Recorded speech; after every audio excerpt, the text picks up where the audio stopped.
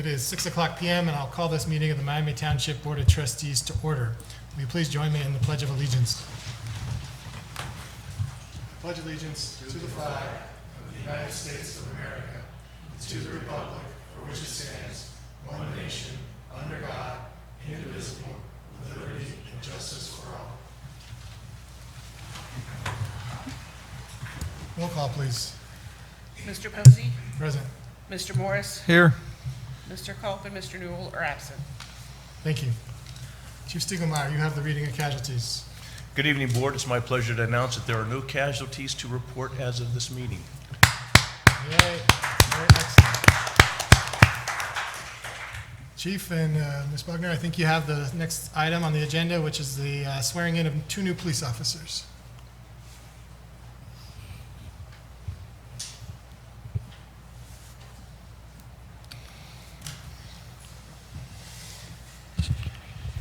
Well, good evening, Board, and to all of the people in attendance. I'd like to thank you for coming to this event tonight. It's the chance for me to swear in 2 of our newest police officers here for the Miami Township Police Department.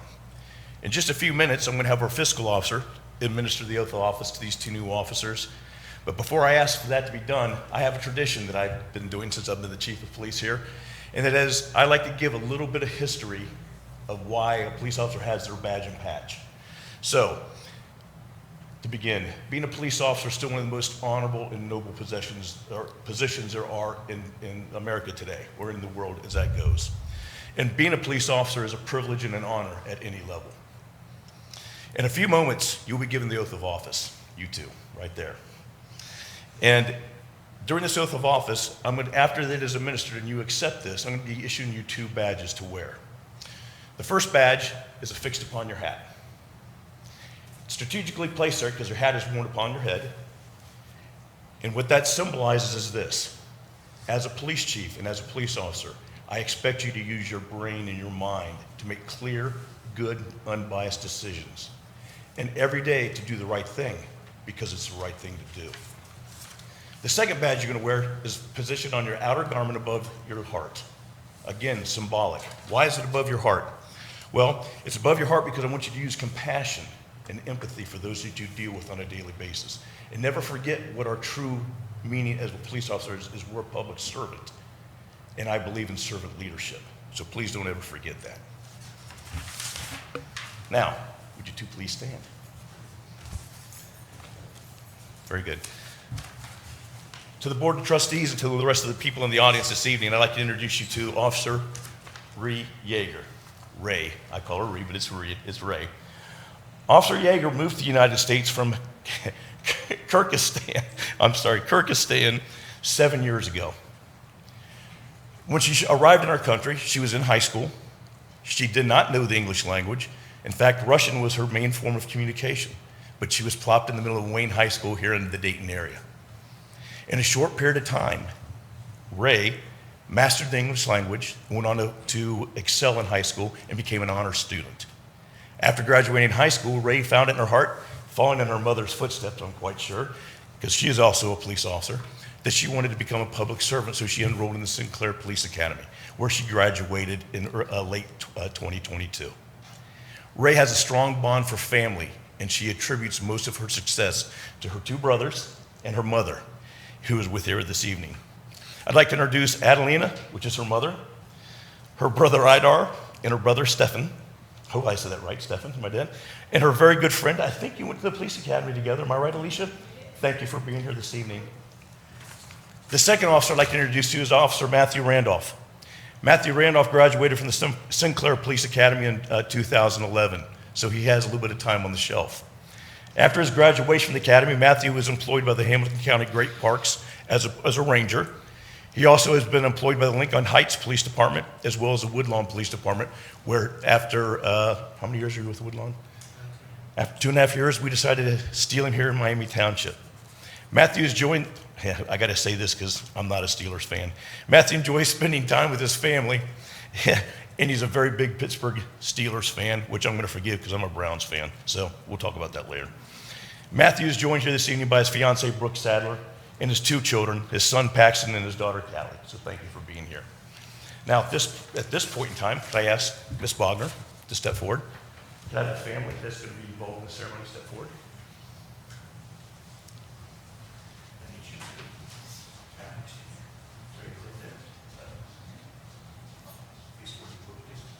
Mom, you're here.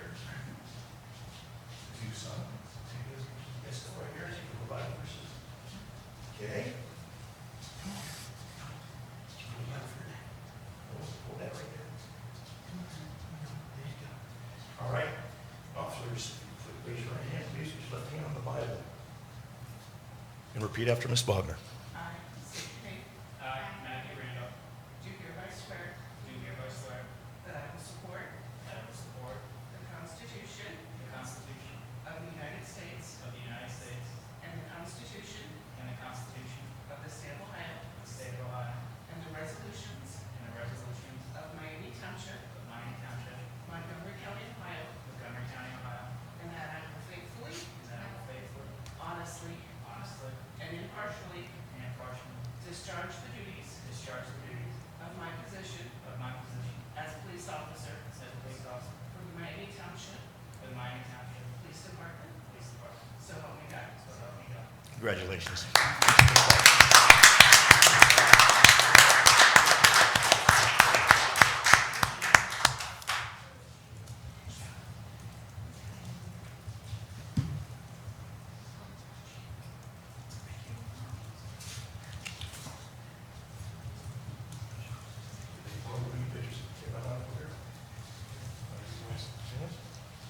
Get your picture, Suze.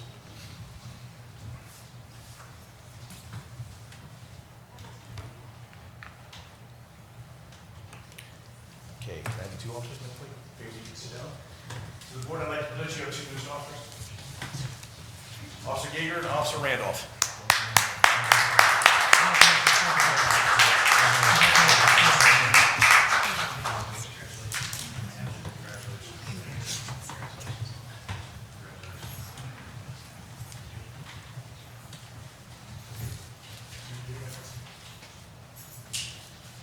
Okay, you properly dismissed the first.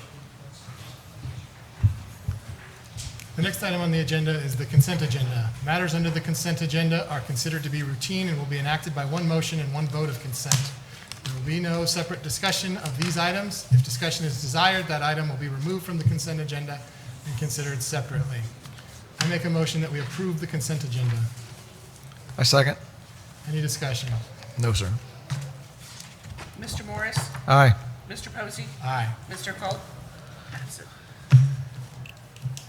Chief Stiegelmeyer, you have the item of new business today, the motion for a liquor permit, Fabregat Enterprises, DBA La Embajada at 9486 Springboro Pike. Good evening again, Board. I have in front of you in your packet is a new liquor permit application from Fabregat Enterprise Ltd. doing business as La Embajada at 9486 Springboro Pike. This is a new permit for a D2 liquor permit, which is a wine and mixed beverages for on-premises consumption or in originally sealed containers for carryout until 1 a.m. We find no reason not to approve this new permit, and I'm available for any questions. Any questions? Where is this location? What's it next to? I believe this is the one right down by the You Break, I Fix. Am I correct in that little shopping plaza right there? Down there On just 741? south of Roosters. Yes, sir. I'll look forward to frequenting this new establishment. Thank you, Chief. The next item on the agenda is the public comment portion. This is the portion of the meeting where you, the residents of Miami Township, are invited to share your thoughts with the board. Please know that this time has been set aside from the board to listen to you. Your comments are valued and will be taken into careful consideration. However, the board will not engage in dialogue at this time, and presentations are limited to 5 minutes each. Would anyone like to come forward for the public comment period? Just you. Please state your name. Neil Reisner, the Vice President of the Miami Valley Firefighters Local 1832. As all of you, I'm sure, know, last week we had a fire levy on the ballot, and we were lucky enough to get it passed. We just wanted to have somebody come and thank all of you, and especially the residents of Miami Township, for helping us get that passed, and to really shore up some much-needed funding, and to help quite a bit into the future. So. Yeah, Neil, I said there's not going to be a dialogue, but I'll go ahead and jump to my portion of the elected official comments and say that I was very impressed with the IAF's efforts to help get this passed. As the township's representative to the Fire District Board of Trustees, the need is there for this levy, and I'm glad that the citizens recognize that, and we will be able to modernize and fully staff our facilities, and I look forward to working with you and the IAFF to put these funds to good use. And us as well. Thank you. Thank you for your ongoing service to the citizens of Miami Township. Thank you. Thank you, Board. With that, we'll close the public comment period and move on to the consideration of resolutions and motions. I will make a motion that we approve the liquor permit for Fabregat Enterprises DBA La Embajada at 9486 Springboro Pike. Is there a second? I will second. Any discussion? No, sir. Roll call, please. Mr. Posey, Aye. Mr. Morris. Aye. The next item on the agenda is the public hearing. I make a motion that we open the public hearing for zoning case number 449-21. Is there a second? I'll second. Any discussion? Roll call, please. Mr. Posey, Aye. Mr. Morris. Aye. Zoning case number 449-21 is now open. The following will be the order in which this hearing will proceed. Staff will give a report, the applicant will give a presentation, all proponents will speak, all opponents will speak. A time limit of 5 minutes will be placed on each of the speakers, and we ask that they give their name and address for the record. The board will close the public hearing prior to taking final action. The board will now hear the report of staff. Mr. Carlson, have the legal requirements for this hearing been met? They have. And do you have a recommendation from the Miami Township Zoning Commission, and would you please review your report at this time? I do. Good evening, Board. The only zoning case before you tonight, ZC 449-21, is a final development plan for the Mazda auto dealership in the Mazda Plan Development. Property is located at 8300 Lions Ridge Road, immediately across from the Miami Township Government Center. Again, the full request for this final development plan is the full complement of detail required by a final development plan, building layout and design, site lighting, site landscaping, parking, etc. So quickly, I'll jump in. Just as a reminder of the case history, the property was rezoned into the Special Purpose Plan Unit Development District November of 2021. Subsequently, the applicant started work on a final development plan package that was submitted originally in August of 2021, or 2022, pardon me. Working with staff, some iterations and modifications were made to that. They requested a continuation from the Zoning Commission. That was heard in September. Then the case was brought before this board in October. The case is being reheard, so we will substantially go through all of the materials again, but I think it is materials that the board has seen in some capacity. So in terms of the site modifications, the applicant has made changes to come significantly closer to Article 7 of the code. They have brought the building into the front corner of the property, which is a standard item in this zoning district. Other buildings, new buildings, would have to deal with this as well. They have connected to public sidewalks, and they are using rows and islands to break up a very large site into more manageable pieces of parking. Again, the lot is almost entirely impervious surface today with almost no parking islands to speak of. Minor site details, bicycle rack has been added per Article 7. Dumpster enclosure matches the building design to create some consistency in design. To get into the building design itself, the applicant has come a long way since the initial iteration of the plan. It had a large amount of metal architectural panels. They now have almost the entirety of the building in some type of brick or stone pattern. They have a banding around the base, as is asked per Article 7, primarily brick material. They have maintained some architectural panel around the Mazda signage, but that is well within the margins that Article 7 allows. Here's another view. They have created some breaking of the roof line to create some more architectural interest, more building variants to add pilasters, add windows on the rear side that used to be all EIFS is now brick with windows incorporated into the design. The original lighting plan submitted was far exceeding the standards of Article 7. It was lit, just for reference, 6-foot candles is the maximum allowed in this zoning district, somewhere in the 23-24 range. They have brought that down to be fully compliant with Article 7 for lighting standards. They've met the color temperature requirements. and have met what would be expected of other businesses in the district. A very substantial landscape plan has been provided.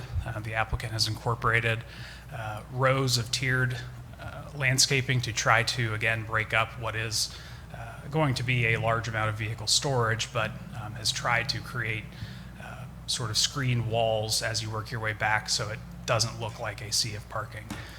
They have asked that some of the parking between Lions Ridge and the development itself be considered, but have substantially met frontage requirements anyway, but there is a substantial amount of treescape in that area that is existing right-of-way today.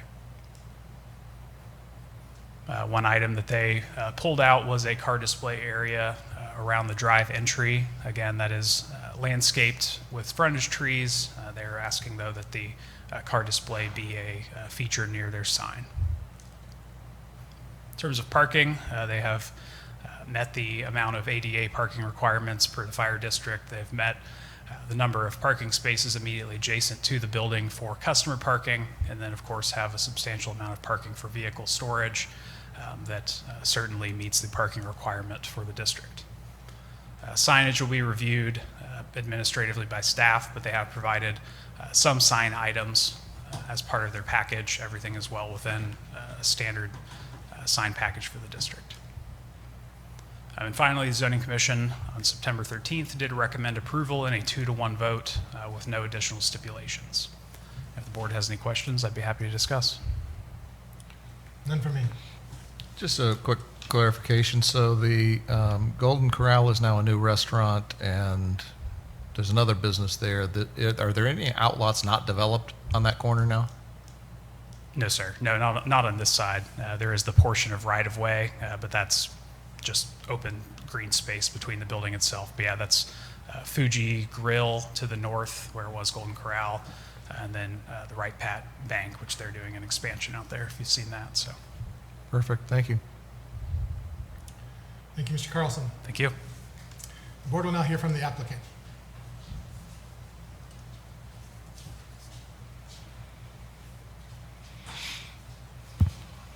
Good evening, good evening, gentlemen.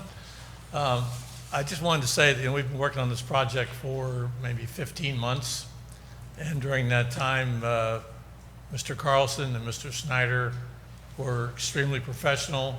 They were very friendly.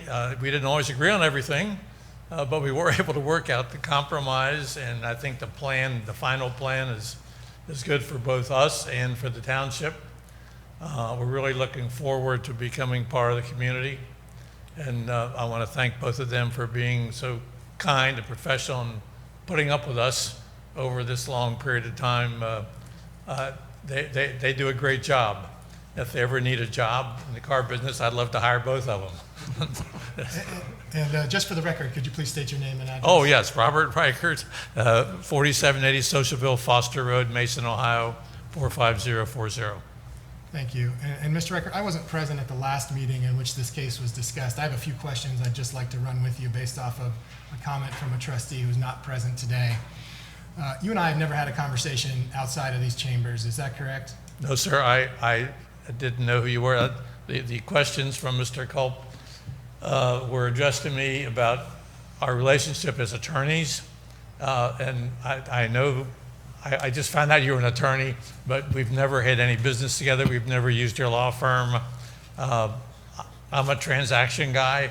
You're a litigator. I mean, we wouldn't have any probability of meeting, I don't imagine. And I believe you already answered these questions, but to your knowledge, you've not used my current employer as a law firm, Porter Wright, Morris, and Arthur? I've never used them. We only use Coors and Bassett in Cincinnati for litigation, and fortunately, we don't have a lot. But my very best friend is the litigator there, so Okay. I'm not about to use another firm. You know, I've been best friends with this guy since I got out of law school in '92. That's why it's so hard for lawyers to get clients, but Right. and just to confirm, the only other firm I've worked at since I was here as a trustee was Gotchlick and Portune, now known as Foos and Lintz. You didn't use them either, correct? No, never. I've never used anyone but Coors and Bassett. Okay. And it's safe to say you were as confused as I were about what Mr. Culp was getting at with those questions? I think I got the gist, but I was I was surprised and confused, yeah. As to the factual I predicate. thought they were totally inappropriate. Sure. For the purposes of clarity, I'm not aware of any of my previous employers ever performing work on or behalf of Mr. Reichert and his businesses. And to the extent Mr. Culp was implying there was an ethical issue with my participation in this case, first of all, I wasn't there for that meeting. And second of all, I'm not aware of any reason that I would be required to disqualify myself under Ohio's ethics laws. And unless you have anything else? No, sir. I'm happy to be here and looking forward to becoming part of the community. Mr. Morris, any questions? A question a little off topic, but we're going to have a study session talking about electrical vehicle charging stations, and the federal government has got a whole lot of money that they're dedicating to try to encourage government to build an infrastructure representing many car brands, I believe, in your professional business. What is the car industry thinking about this push toward electric vehicles? What are you seeing? What are you hearing? And what are you thinking about the infrastructure investments needed to support the idea that President Biden is putting forward that 50% of all cars sold by 2030 are going to be electric vehicles?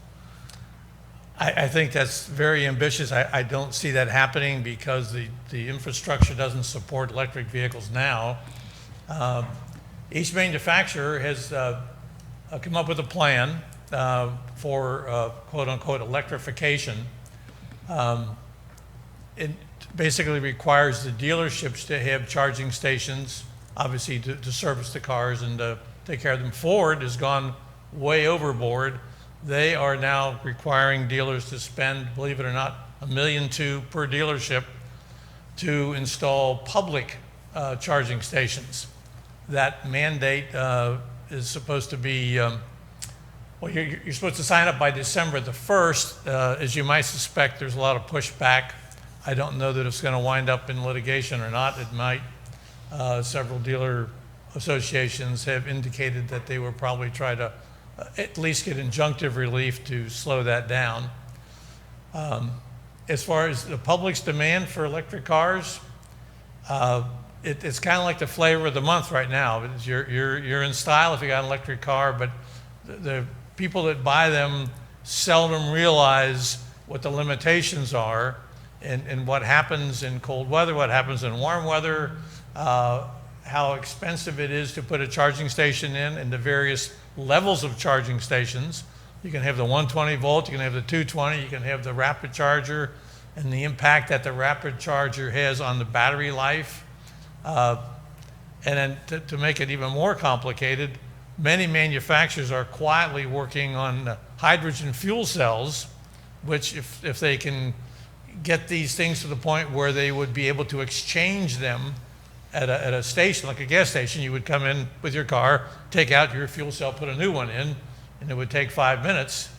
That would make electric cars much less desirable because even the rapid chargers take an hour and a half. So, Are there any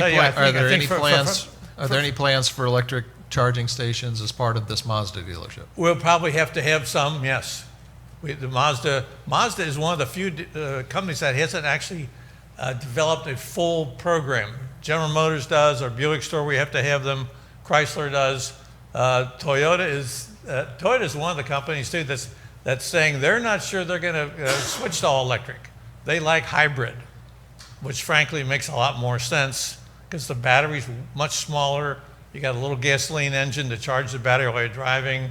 You don't have distance anxiety. There's a lot of benefits to a hybrid as opposed to a plug-in. But again, we got the cart in front of the horse here. We're talking about all electric cars before the nation could even handle them, and they can even produce enough electricity. You may have noticed that there's a couple of places in California where the government has said to the people, don't charge your cars tonight because the grid doesn't have the capability of handling it. Thank you, sir. Appreciate your professional It's going to be input fun. on that. It's going to be crazy, but it'll be fun. Thank you. Thank you. The board will now hear from all proponents or opponents of the plan. Anyone up on the dais wishing to speak? All right, I will move that we close the public hearing for zoning case number 449-21. Is there a second? I will second. Mr. Posey? Aye. Mr. Morris? Aye. Having closed the zoning case, I will make a motion that we approve resolution number 087, number 2022, a resolution to adopt a final development plan for the Mazda Plan Development under zoning case number 449-21 for land zoned SPPUD, Special Purpose Planned Unit Development District. Therefore, be it resolved, the Miami Township Board of Trustees adopts a final development plan for the Mazda Plan Development under zoning case number 449-21 and approves a final development plan for the Mazda Plan Development under zoning case number 449-21 and adopts the zoning commission recommendation. Is there a second? I will second. Any discussion? No, sir. Roll call, please. Mr. Posey, Aye. Mr. Morris. Aye. Department head comments. Chief Stiegelmeier. I had the only thing I'd like to report is we did celebrate Christmas opening with the lighting at Austin Landing on Saturday. I'd like to thank everybody that came out and supported that. It was a great event, a little chilly, but we survived. The Santa arrived on time. So thank you to everybody. Thank you to the chief, and congratulations to the beginning of the Christmas season. Mr. Schweikert. Good afternoon, board. Good evening, board. Sorry. We are finishing our second round of leaf collection. I just want to let residents know that we'll be starting the third and final round the Monday after Thanksgiving. So I appreciate everybody's patience, and we'll get to all your leaves. That's great. Mr. Carlson. I have no comments, board. Thank you. Thank you. Ms. Bogner, anything on behalf of the finance department? Yes, we do have a first draft of the 2023 budget for the trustees to look over, and I will hand that out after the meeting. Thank you. Administrator Snyder. I just want to thank everyone again for a great Veterans Day breakfast. It was very successful.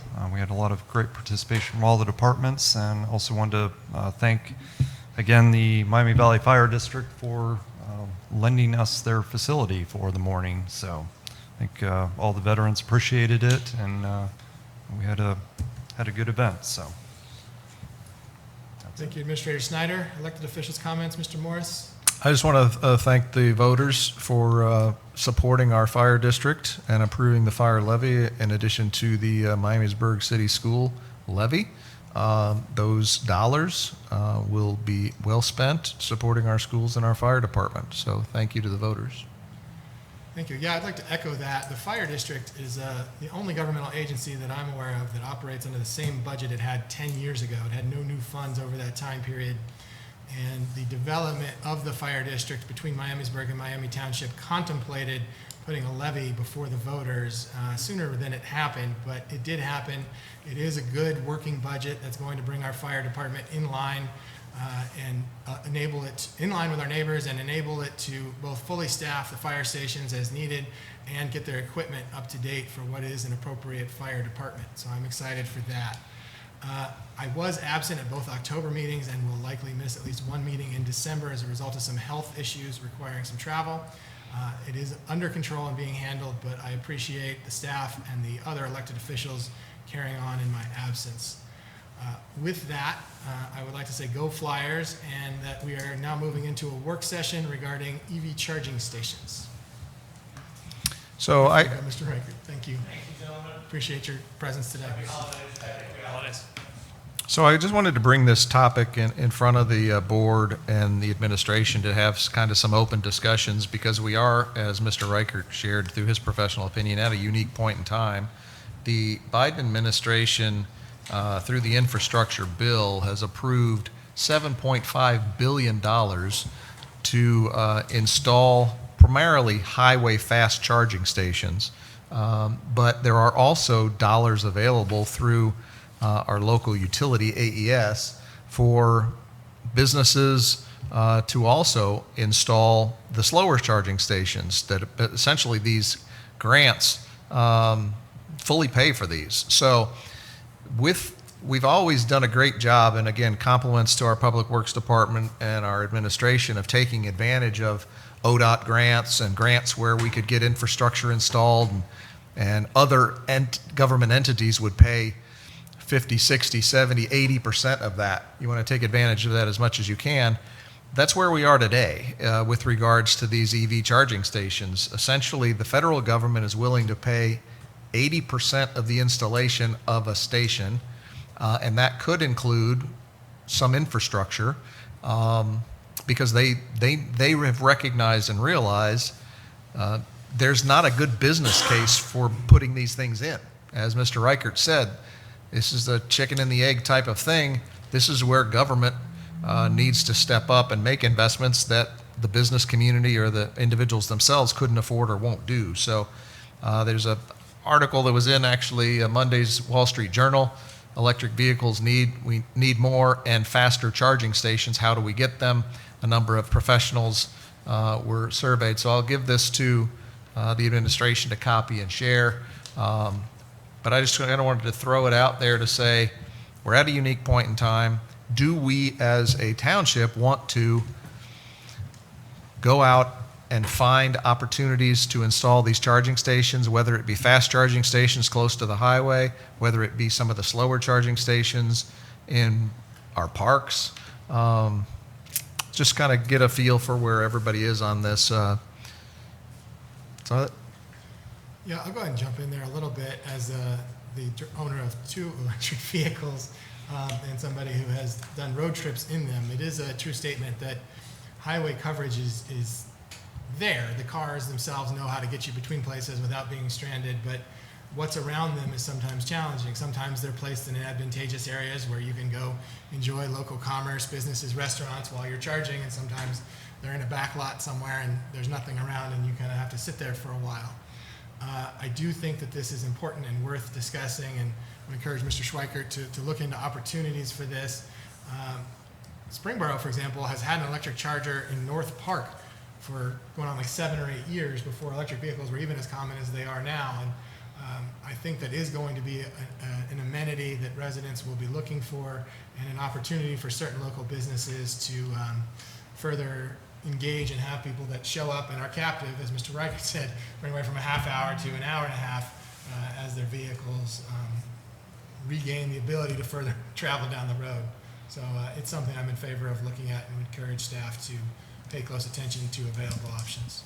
yeah, I think one of the other things that is pointed out in this article that those who might be listening online or those of us in this room need to recognize, we have a large number of people who rent homes or live in apartment complexes that don't have garages.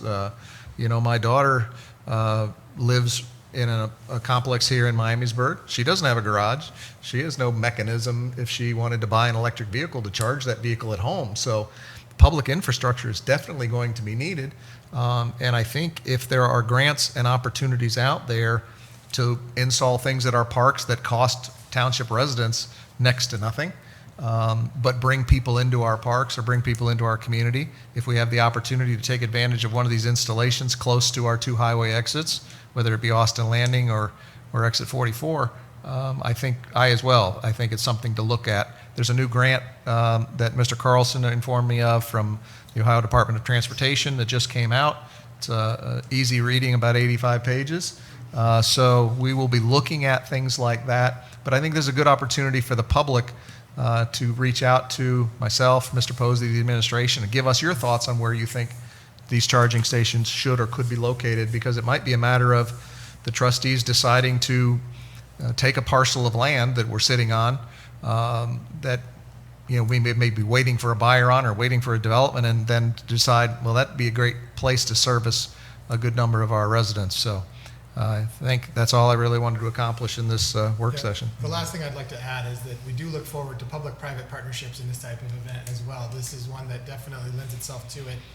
And I know not everybody watches all these online videos of our meetings, but the recent zoning case involving the Meyer property, that was an intended use down there. And to the extent there is an opportunity for us to help facilitate development of an EV charging station down there, it may be a little closer to West Carrollton's highway exit, but it's certainly in range of a highway exit suitable for somebody traveling distances or local members of the community that may not have access to high-speed charging in their home.